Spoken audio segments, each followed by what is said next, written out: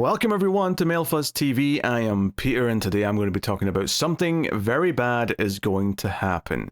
So this is episode 1. I guess I'll start spoiler free because it is the first episode, but this is a Netflix limited series. It is a Patreon sponsored review, so thank you very much to Alison for making the pick.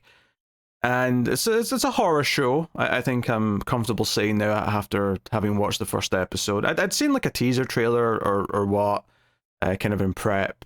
It definitely was going for mysterious, if nothing else. But I think having watched the first episode, it's definitely leaning into the horror. There's a lot of like creeping about in the dark, and maybe someone's watching, and stories of something bad that's happened before. And maybe by the end, it seems like I've got maybe like a theory as to something a bit more supernatural, perhaps going on. But I'll give some impressions before I start talking about specifics in the episode. So the basic premise of this is that a woman named Rachel is traveling with her fiance Nikki to his family's big cabin in the woods, and they're going to get married. I think it's like 5 days from like where we start the story. There's a little bit of like a weird, I don't know if it's like the future or like a dream sequence or what, but there's kind of a little bit of like the wedding walk at the start of the episode. But then once it actually kind of kicks in properly, it's 5 days until the wedding, and they're driving across country. We find out later that she's scared of flying, and that's why they're making this big drive instead of just flying. Now, admittedly, I don't think there's an airport that close to the cabin, but certainly they could have gotten a lot closer much quicker, I assume. But I guess the only other thing to say about the premise is that there's some bad vibes. There's like an impending sense of doom. Rachel's a little bit on edge, and there's more and more signs, particularly throughout this first episode, that something very bad is going to happen. I mean, hence the title of the show. And they actually don't drop the title card until basically the end of the episode. They kind of have a big moment where this has all been prologue to what the rest of the story is going to be, which is 8 episodes in total, I think. I could be wrong, but this is just the first of them. And yeah, I mean, I don't know how to feel about the first episode, actually, having now watched it. It's like, it's definitely got a couple of intriguing qualities. Like, talking about the history of this, like, serial killer who used to be around in the area is kind of interesting at one point, and there's definitely some maybe grander ideas that, like maybe it's hinting at that I think could be quite interesting depending on how heavy they go into them. But it definitely falls into kind of that a trope that I don't usually fall in love with, and that is the trope of usually it's the man bringing his new wife-to-be to meet his family, and his family is weird, or there's something weird about the house that she moves into. Recent examples would be something like Ready or Not. Hitchcock made a movie called Rebecca, which was effectively this woman marrying this guy who's already been married before, and how weird everything is in the house, and how the staff of the house are all acting kind of funny. It's definitely kind of a story trope that I can't think of many examples that I like. I think all of those examples I just gave, I'm not very fond of in one way or the other. And that's including the Hitchcock movie, so I mean business when I say that. So I'm not necessarily into the whole she's meeting the family members and they're acting kind of kooky. If anything, that's probably my weakest thing about the episode is that the kooky elements, like, meeting like the sister-in-law to be, and how extra she is, or how like over the top she is, it feels like it's trying like so hard to be creepy, or so hard to just have them be strange and act kind of weird, and to the point where it's like almost absurdist, where it doesn't feel like, oh, things appear relatively normal, but there's these unsettling like undertones. There's just like a little subtext or a little thing that's unnerving. No, I mean, honestly, by the end of this episode, the way some characters are acting is like, oh no, some of this family might be psychopaths, or at the very least, there's a lot of like stuff that needs to be explained. And she's well within her right to be asking questions and maybe questioning what she should be doing next. And there's all these like kind of other weird signs and portents of things to come, which I'll get into my theories in a second once I say spoilers. But yeah, I was feeling a little bit unsure about what I felt about any of that. Honestly, I was kind of like, thinking it's weird for weird's sake at a certain point, and it's not quite clicked in place for me. Now, admittedly, once it reveals more of its hand, and I can kind of see what it's building up to a bit more concretely, maybe I'll feel a bit more positive about it. But right now, I feel kind of like in this in-between space where I'm like, okay, I appreciate that it's a horror story, but I also feel like a lot of the horror elements feel a little bit, I don't know, either try hard or random right now. So I don't know, I'm feeling a little bit mixed for this first episode. So I'll say spoilers now so I can talk about things in the episode just in case you're concerned about that. But yeah, so the first episode, so the big thing is that throughout the episode there's all these weird little signs as she's driving where there's this old beat up truck that says just married with cans. There's a married couple seemingly fighting at a diner they're sitting at. Some creepy guy just leans in and says to her at one point, and there's more to that scene of course, but he leans in and says to her, are you sure he's the one? And then later on there's just all these other little signs and stuff, and the main character Rachel at one point when she's describing these bad feelings she's kind of starting to have, she even says she's having some kind of weird sense of deja vu. And immediately my mind kind of went to, oh, is she in some kind of a time loop? Because some of these weird qualities, some of these weird elements that are happening that feel kind of random, or that she's remembering like the symbol for this like frozen custard company that she's never heard of, but she draws the logo almost perfect, and then we see it later in the episode. It's kind of like she's reliving this week for some reason. Now, what the reason for that is, who knows? Is it supernatural? Is it science fiction? Is it any number of reasons? Is she on her deathbed and this is her in a coma going through these events in her head? I have no idea. But it does feel like it's hinting at something there. And I'm not like, I think that's maybe the more intriguing part of what it's hinting at. The stuff where I'm a bit less kind of enthused is more like, you know, when she finally meets her potential new family and like the one blonde like sister-in-law is just not letting her get a word in edgewise, just doesn't let her answer and keeps on talking. She's a motor mouth. And you can kind of see this stereotype or the type of character they're trying to portray there for sure, but it's turned up to such a degree, it's at like an 11 out of 10 in terms of like how much she's acting like this, that it's almost into farce. It's almost into like comedy at a certain point where I'm like, okay, you're not just being the stereotype, you're like twice the stereotype. And you know, I found myself not enjoying that scene where she's talking to the sister-in-law because of that, even though it's dropping story hints and it's dropping weird bits of backstory and this crazy story about the husband's brother who once said he saw a man cutting a woman open in the woods and all this stuff. I guess there's just kind of an unnatural build to the horror elements, which maybe on paper sounds like a good thing because it's meant to feel unnatural and weird.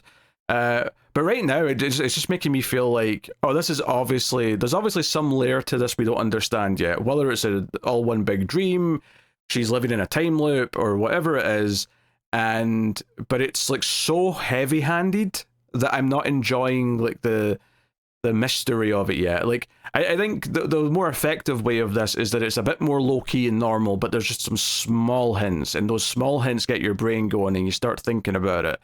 And you get excited at the possibility that you're kind of onto something. But I don't think anything in this episode is subtle. Everything's very kind of bombastic and in your face with all the things that it's doing. And you know, there's lore. So the guy who owned the frozen custard company that the husband brings up. Well, I'll say husband, the fiance. You know, the potential husband, the prospective husband. Nikki. He brings up this custard company, and he's shocked that she's never heard of it. But then he says, oh, and also the guy who owned it turned out to be a serial killer. And they listen to like a podcast episode, I think it is, of like a survivor of this guy. And she talks about like having her throat slit and how it was kind of oddly comforting and warm because it was kind of like, I shouldn't say being high per se, but it was kind of like a sense of euphoria as you kind of lose feeling. For at least momentarily, and she compares it to like that feeling she felt on her wedding day, which again is another portent of like, hey, getting married may not be a great thing here. Maybe this is all building up to doom for you, Rachel. You should probably think twice. But yeah, it talks about walking into, you know, holding her neck after she gets dumped out of the car and so on and all the rest of it. And one of the details that she brings up before she was attacked in this guy's car is that she saw like a little shoe that belonged to like a Barbie or something like that, some sort of like a doll's shoe. And later on, when we were at a bathroom rest stop, Rachel finds a little shoe, a little Barbie shoe in the bathroom, and it's clearly connected. So it's like, you know, it's one of those things where clearly this isn't all just happening by chance. There is something tying all this stuff together, and I'm sure there's a reason for it. But it's, Joe is making me think of, actually, right? And this is going to be a controversial take, because the movie I'm about to bring up, people do like. People like this movie I'm about to bring up, but I don't. And I'm going to have to kind of spoil the movie here. So I'll say what the movie is, and then I'll say spoilers so I can explain why I'm comparing it. But the movie I'm thinking of is Jacob's Ladder. So if you've not seen Jacob's Ladder and you don't want to know how that movie ends, I'm giving you a warning because I have to bring it up. But I will say, like, the vibe of everything's kind of surreal, and there's these weird hints of what's actually going on, and all that stuff's going on. The reveal of Jacob's Ladder is that he's dying.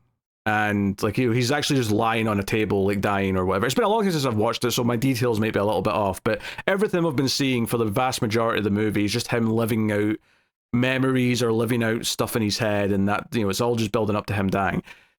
That kind of surrealism, like it can work. It's not necessarily something that I don't like. I think if someone like David Lynch is doing that, like I probably am going to be a lot more into it. But this is giving me kind of vibes of that, where we're getting all these cryptic, and well, I say cryptic, they're not that cryptic, but like they're very obvious hints, but they're cryptic in the sense you don't necessarily know what they mean yet. Although a lot of them do relate to weddings and something bad happening. So I guess, you know, how cryptic you think they are is, I guess, up to you. But you know, all these signs, like the listening to the podcast, then finding the shoe, remembering the custard like logo thing before she sees it later, and pointing all these things out, and even the fact that they hear people arguing about dogs that are going missing, and then later when she gets to his family's cabin, there's taxidermy dogs like sticking around, right? So all of this stuff is got that kind of surreal, like it's meant to be creepy vibe, and I don't think that stuff is what I like here. I think that stuff plus some of the characters acting really over the top to, you know, be extra creepy, it makes it feel like Rachel's the only one who's like remotely a normal person that she runs into. Everyone else feels like they're out of something else. They feel like they're out of some over-the-top horror movie or whatever. To an extent, Nikki seems kind of normal, and I think that's by design, is that she can't obviously be suspecting or think he's acting weird. But everyone in the family that we meet so far is really weird. Even when she like drives to like a bar to get a phone to call the police because they found a baby in a car at the rest stop, the girl that she talks to there's kind of weird. The guy who's sort of staring at her and ultimately says he's sure he's the one, and he apparently seems to be driving the truck that says just married, just to add some extra weirdness to the whole thing. Everyone she encounters pretty much past a certain point is really weird, and there's almost like no kind of, I don't know, grounding for me, where like nothing it feels like she's already walked into Silent Hill or something like that. She's already walked into a supernatural bubble that she can't get out of, assuming she's not just asleep and it's all in her head, or she's in a time loop or something, or you know, whatever, right? She's given herself a warning from the future. The big ending, of course, is after she meets the potential mother-in-law, is there's an invitation to the wedding, and on the back of it, which has been mailed to her, says don't marry him, and that's kind of the big ending thing it leaves on. Having said that, as much as I'm saying she encounters a lot of weird people in this episode, I will also point out she does at least one super weird thing herself, which is after she's met the potential siblings and all the rest of it, she's kissing Nikki on the bed and things are getting a bit heated, and she kind of stops him and says, sorry, I think I need to do the thing. And then what seems to happen next, we cut to him locking her in the trunk at the bottom of the bed for like a while, and then it cuts ahead again, seemingly, and they're on the bed having passionate sex. So, I don't know what that's about. Does she is this specifically related to sex? Is it just something she has to do to calm down? She has to be locked in a confined space with no light source? I'm not sure. I'm not sure what that's about. Maybe this is a big weird clue that will make sense later. It's entirely possible it will. But yeah, that's kind of like the weird thing she does. But otherwise, she's acting kind of normally and reacting to things fairly appropriately, outside of maybe not thinking that the family are a bit weirder than, you know, I mean, maybe, obviously she's trying hard. She doesn't want to like cause ruffles. She wants to fit in with this new family she's kind of going to be a part of now. So I get why she might hold back a little bit, even when some of them are acting like absolute tits. So, hey, I get it. But, you know, just a bit over the top in some of that stuff. Also, I will say this as well, is that the show is very dark looking in HDR. So I was watching this with the Dolby Vision, and that usually is better, right, than normal. However, sometimes when they're mastering shows and movies for HDR, it seems to be more of a TV show thing than a movie thing, actually. It tends to be like either HBO or Netflix that do this problem. But they actually, because HDR can go dimmer, you can get like more shadow detail, and you have things be duller and darker than normal SDR, is that sometimes they go too far with it, and they're like, well, this is a horror thing, so we can just have it be super dark.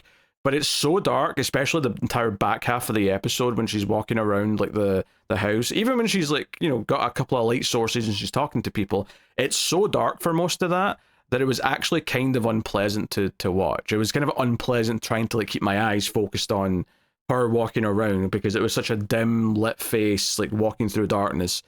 You know, so it's just going a bit too nuts with it. Now, it's not something I'll bring up in any future episodes. I'll just mention it this one time here, but it's something that I know that Game of Thrones show, the spin-off, got a lot of flack for doing this, where people were having trouble seeing anything as characters were walking along a beach talking to each other in nighttime, because they just graded it far too low, far too dim, and it's not actually that good looking. So kind of same thing here for me, in some of this, like a little bit more light would have been good, just a little bit. You know, we've been lighting dark scenes in horror movies for decades and decades. Like, there's ways to do it, and it looks fine, but still dark. This was unpleasantly dark to look at. So yeah. Anyway, I mean, just to sort of recap the event. So they're driving. They talk about the custard place. They listen to the podcast about the woman who survived. They get lunch at a diner where there's a lot of exposition in this scene where they talk to each other a lot about their relationship, and they joke a lot about their future kid being too big, and they just joke about getting married, and just very, you know, it's a lot of fast talking, right? There's a lot of like back and forth when they're at the diner. But then when they stop, there's a bit of a montage with them just kind of like fooling around in the car. Not in a sex way, I just mean like they're cracking jokes and they're dancing to music and doing whatever stupid car games that people do when they're driving long distances. But they find a baby abandoned in a car, seemingly, next to a rest stop. And this is kind of where she goes looking in the bathroom, and it's kind of creepy. The door opens. There's the first of like at least 2 or 3 dead foxes like in this urinal, or not urinal, the cubicle, you know, on the toilet seat at one point. And she goes to phone at this bar to try and get the cops in, and has her own crazy encounter there where this guy seems to be watching her in the bathroom, and then comes up to her. She stabs him in the hand with her keys. Now, she's got her like her fist primed with her key sticking out, and she just turns and punches this guy in the hand and just impales her key into his palm. And he does not even seem the least bit phased. He just pulls it out, hands her keys back, and says, "Are you sure he's the right one?" And that's it. Which, again, very dreamlike, very surreal, which just makes me think that none of what I'm seeing is actual reality. And that's making me, you know, maybe, you know, the actual tension's kind of lost on me a little bit once I start feeling like that. Like, it has to kind of work in a different way. And I don't know if I'm kind of engaging with that. But when she gets back to her boyfriend, though, like, the car's gone with the baby, and he shows up. He's been punched in the face because apparently the father of the baby punched him, thinking he was trying to break into the car to steal the baby. But it turns out they just went for a walk, and they came back and they left. This is all very fishy to me because we never see any evidence of any of this. We hear all of this from the boyfriend, from Nikki. He tells us all this, and we never see or hear anything to prove or disprove it. So I'm concerned about that, certainly, for sure. But you know, they get to the house. She goes to get ice for his face, and that's where she meets the sisters or sister-in-laws and the brother and whatever. And yeah, she's got some creepy moments where she hears a noise at night, and she looks outside, and there's no one there, but the door's kind of slamming open. But the ending is her meeting her potential mother-in-law, who's very out of it and just kind of stares at her and like touches her face or whatever. And then the father-in-law character comes in and says, "Hey, let's get you to bed." Doesn't even acknowledge that Rachel's standing there, really. And the mother-in-law says, "Oh, we're not going to see much of each other." And Rachel's, "Oh no, sure we will. This is just the start. I'm marrying into the family." But it sounds like the mother-in-law is saying something ominous, like, "Oh, like I have to you're replacing me in something, so I'm going to get killed. I'm going to get sacrificed to the gods or the demons or whatever it is this family's into." And that's when she's left standing there and sees the letter with the "Do not marry him" warning on it. Which, I just summed up the premise of the episode quite quickly there. And I didn't go into every little detail, but yeah, I mean, honestly, like a lot of horror stories, it's very quick if you just like say it, beat for beat like that quite quickly, because a lot of the time is spent with the tension. It's spent with the slow walking down the hallway and looking over your shoulder at the shadow and the creepy build up and all that. And there's a lot of that, especially towards the end when she's snooping around the house, hearing a noise and being a bit unnerved. But yeah, it's when the mother-in-law says what she says about not seeing her much. That's when the big title screen comes up all over the frame. So it's an impactful title screen, I'll give it that, and it feels like it's an important point that it comes after that warning, or not even warning, but just that kind of weirdly vague comment, I guess we'll say. But yeah, I think I'm in a weird place with it because I don't know if I like the surreal elements of it, because I'm assuming that we're not really in true reality, or if we are, then we're doing some kind of weird thing where she's like went into like a weird creepy area where not all the regular rules apply or something. But whatever's going on though, I'm a little bit kind of, I'm not excited by them. I'm a bit more kind of like, oh, we're doing this kind of tone. We're doing this kind of like surreal, like teasing of what's to come. And there's two separate things there that like are tropes that like aren't quite working for me. One is the weird kind of like, her like all the weird hints of these characters saying weird things to her, or her remembering things that she shouldn't be remembering, which is the very kind of Jacob's Laddery type stuff. And then there's the taking home to the family, and the family are all way too weird, and like clearly something's going on with them. I don't think either one of those things is thrilling me all that much. I think both of those are tropes that I find a little bit tiring until there's maybe something unique that captures me and gives me a good hook. I'm sure there's an example of either one that I have liked in the past, but at least, trying to think about it, I don't think there is a ton of those that I do like. So I don't know, maybe there'll be more of a unique hook next episode, but I will say, if it's just a lot of her feeling weirded out by stupid stuff or creepy stuff the family keeps saying, and then like voicing her concerns to her potential husband and having him just kind of try and explain it away, and she kind of like eventually accepts it and says, "Okay, I'm being hysterical, you're right." But then something else weird happens that just freaks her out again. If it's going to be just episode after episode of that, I'm going to find that very tiring. I think even by the end of this episode, I was sick of the boyfriend explaining, "Oh yeah, my brother went to the woods and saw this creepy thing where, this guy looking for his wife who he believes is trapped inside another woman, and that's why he cuts them open." It's like, okay, that's what we're doing here.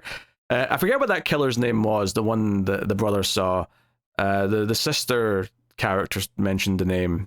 I'm sure I'll catch it when they bring it up again next time. But regardless, like I'm a little bit mixed on the premise of the show so far. I will say, if I'm going to give it some props here, I don't think it's poorly directed or anything like that. I think it's fairly well directed. I think the lead actress playing Rachel, what's her name? Camila Morrone, if I'm saying that right. She, I think, is very good. I think she, she's holding like her own as the lead, and there's several scenes where it's just her on her own, and she's doing fine. I think it's more just the kooky characters around her that I'm not really liking all that much.